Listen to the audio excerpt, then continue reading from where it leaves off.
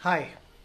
कभी आपने ऐसा एक्सपीरियंस किया है कि आप पढ़ाई में फोकस नहीं कर पाते हो, क्लास चल रही होती है और आप फोकस्ड ही नहीं होते हो, टीचर जो पढ़ा रहे होते हैं। दूसरा ये भी आपने शायद एक्सपीरियंस किया हो कि जो एक बार सीख भी लेते हैं वो रिटेन नहीं होता है, भूल जाता है बहुत ज़्यादा, बहुत जल्दी भूलता है और ज़्यादातर इंपॉर्टेंट चीज़ें भूल जाती हैं। क्वेश्चंस कर रहे होते हैं तो उस टाइम पे वो रिकॉल नहीं होता, याद ही नहीं आता। बहुत सारे बच्चों का आजकल ये एक्सपीरियंस है। और इस प्रॉब्लम के पीछे जो सबसे बड़ा कारण है, जो सबसे बड़ा रीज़न है, वो है लैक ऑफ स्लीप। तो स्लीप जो है इसकी फोकस में और रिटेंशन में, दोनों में बहुत इम्पॉर्टेंट रोल है। और मैं आज ये समझाने की कोशिश करूँगा कि स्लीप की क्या इम्पोर्टेंस है और लगभग लगभग कितनी स्लीप हर इंसान के लिए एसेंशियल है, खासकर आप यंग टीनेजर्स के लिए।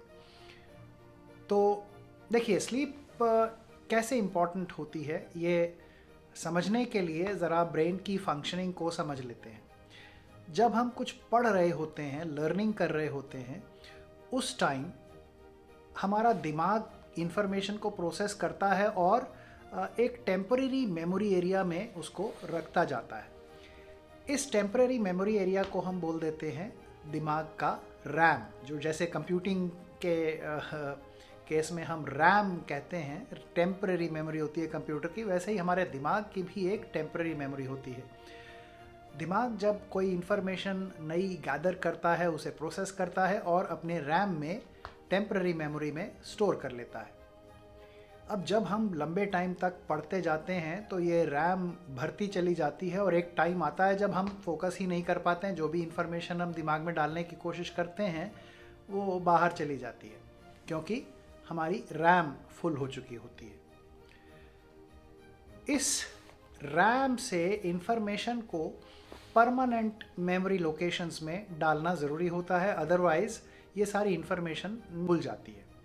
दिमाग की रैम से इंफॉर्मेशन को परमानेंट मेमोरी लोकेशंस में जो ट्रांसफ़र करने का प्रोसेस होता है वो हमारी नींद यानी स्लीप के दौरान ही होता है। तो जब हम सो रहे होते हैं, ये हमारी स्टोर्ड इंफॉर्मेशन जो रैम में स्टोर्ड होती है, ये ट्रांसफ़र हो जाती है ब्रेन के परमानेंट मेमोरी एरियाज़ में, यानी ब्रेन की हार्ड डिस्क में। ये प्रोसेस सिर्फ और सिर्फ स्लीप यानी नींद के दौरान होता है। ये हमारे जागृत अवस्था में, जागते हुए ये नहीं हो सकता है। तो मेमोरी परमानेंट लोकेशन में पहुंचेगी ही तब जब आप सोएंगे, और सफिशेंट अमाउंट ऑफ स्लीप जब नहीं होती है, ये मेमोरी आपकी क्रिएट ही नहीं होती हैं in your permanent locations, that is in your hard disk. Memories सिर्फ रैम में रह जाती हैं और रैम के अंदर स्टोर्ड इन्फॉर्मेशन टेम्परेरी होती है, वो दिमाग से जल्दी ही उड़ जाती है। तो देखो, स्लीप जो है इसकी टू फोल्ड इम्पॉर्टेंस है। एक तो परमानेंट मेमोरीज क्रिएट करना और दूसरा टेम्पररी मेमोरीज को खाली करना। ये रैम का खाली होना भी लर्निंग के, फोकस करने के प्रोसेस में ज़रूरी है। अगर आपकी रैम भरी हुई है तो आप क्लास में फोकस ही नहीं कर पाएंगे, या आप पढ़ते वक्त आप सेल्फ स्टडी भी कर रहे हैं तो भी फोकस नहीं कर पाएंगे, और फोकस नहीं कर पाएंगे तो आपको कुछ मेमोरीज़ क्रिएट ही नहीं होंगी पहली बार, और मेमोरीज़ क्रिएट ही नहीं होंगी तो रिटेन क्या करोगे।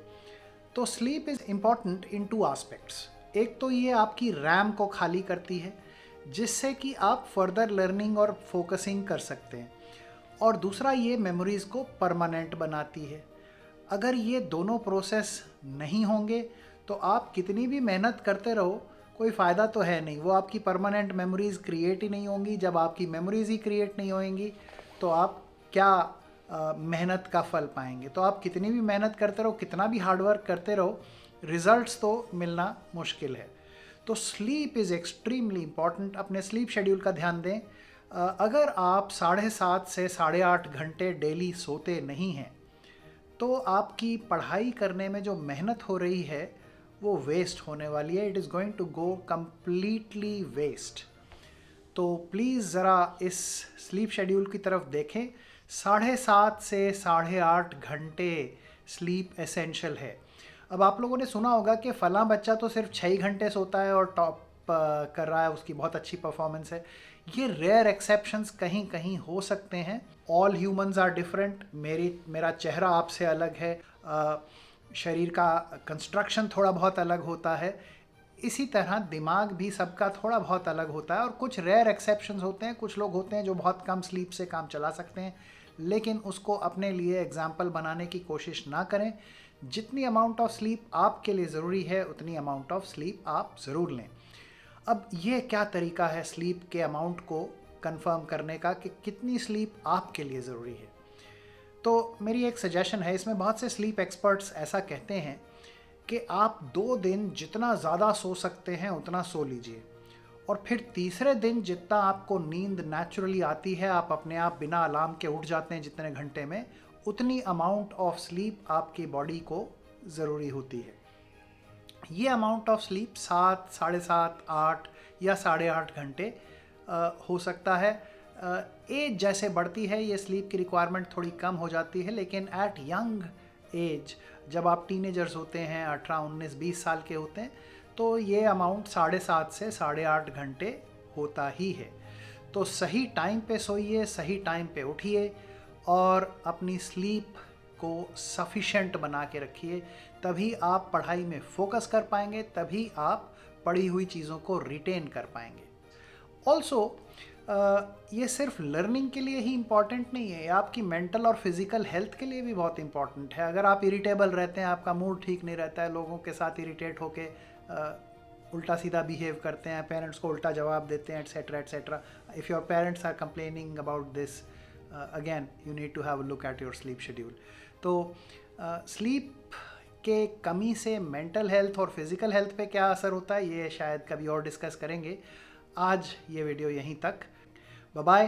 If I said something that was useful to you in this video, please do like, share and subscribe. Thank you all very much for listening in.